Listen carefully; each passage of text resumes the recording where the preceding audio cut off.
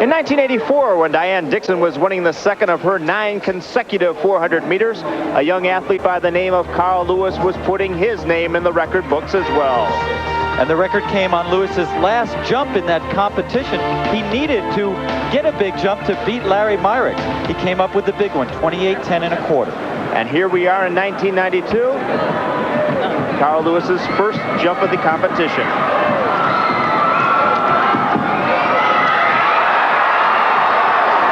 Lewis sits back a little bit in his landing. I talked with Tom Tellez, his coach. He said Carl has worked harder this fall than any fall in recent memory. This in spite of the fact that he's had more calls for more interviews, for more endorsements than ever before. 6 Olympic gold medals Carl Lewis has won. And of course 2 Olympic gold medals in this event, the long jump. And one of the things that he and his coach both say he wants to work on is improving this event. And why? Because last summer he lost for the first time in some 10 years to a man by the name of Mike Powell.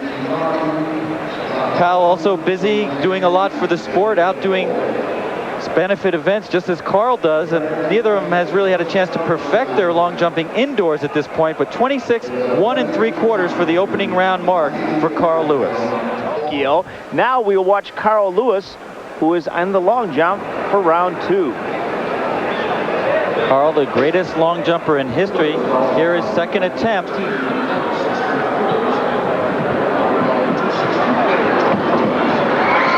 little bit tentative on the runway for Lewis, and Lewis dropped out of a final of a 60 meters event in Glasgow, Scotland just 3 weeks ago because of muscle soreness and tightness. Wanted to get ready for this meet, didn't want to endanger his fitness, and he maintains the lead in the long jump. Third jump in the competition. Lewis has the leading mark in the world this year indoors, 27.10 1/4. And that's a little bit better than his first 2 round jumps, 26 1 3/4 in the early rounds, now 26 8 1/4 in the third round. Set his leading mark in Stockholm of 27.10 1/4 for the season.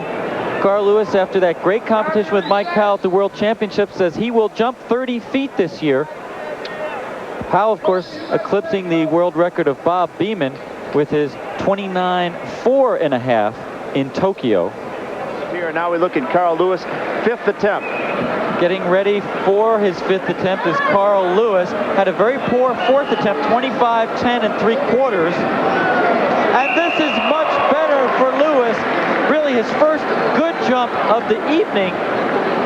And I saw him talking with his coaches, thinking about how to make some adjustments after that 4th round jump. And here, still a little questionable up in the air. He's such a great technician that Carl, his coaches say, is like a computer. If he makes a mistake, you tell him what the error is, and then he immediately makes an adjustment in the next jump. Now let's go back to the long jump, where Carl Lewis, with his 6th and final round. Not the best evening of long jumping in Carl Lewis's storied long jumping history, 27 feet 3/4 of an inch. His best jump so far. By far his best jump, faster on the runway, more confident as he came up to the board, and much better extension. Lewis said that last year he played a little bit of Russian roulette by not competing enough in the long jump during the regular season. He got to the World Championships, had his best jumping ever, but lost to Mike Powell. Here you see his action and extension much better. A little bit better of a landing, still could have been a little more forward on that jump, but 27.4 3/4. He closes out with his best jump of the evening in first place. Joe Greene had a long foul, but only finishes second. Llewellyn Starks finishes third. So the streak continues. Carl Lewis hasn't lost an indoor meet in 11 years. Carl Lewis, 27, 4 3/4. Does that fit in the great scheme of things to you? Well, I would always like to jump farther, but this isn't an easy place to jump in. It's very crowded for me, and I haven't jumped much indoors. But that's what everyone has to compete in, the same conditions. So I was very pleased to work some things out. This time last year, I didn't have any competitions, and I used this kind of meet in June. So just having this meet now is very important. I'm just glad to be back at the Nationals. I have to ask you, did you watch the Winter Olympics? Did it get the juices moving in you? Well, I did watch it, and of course, I'm a fan just like everybody else. I cheered on a lot of Americans, and a lot of friends of mine that came over during that 2-week period were bored to death because that's all that was on my television set. So make you think about Barcelona a little bit? Well, a little bit, but we have a lot to think about, and what's great for me is that I've been to 2 Olympic Games, and I know what to expect, what to look forward to, and how to pace myself at the same time.